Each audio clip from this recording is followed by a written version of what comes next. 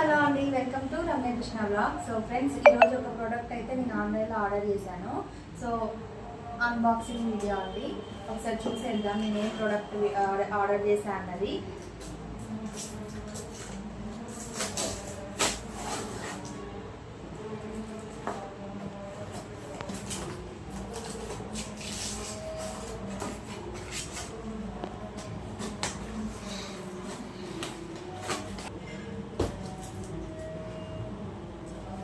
So చూడండి friends, ఇది వచ్చేసి మిల్క్ పౌడర్ అండి పిల్లలకి. దీని నేమ్ వచ్చేసి గ్రిట్స్ సూపర్ మిల్క్ పౌడర్ అండి.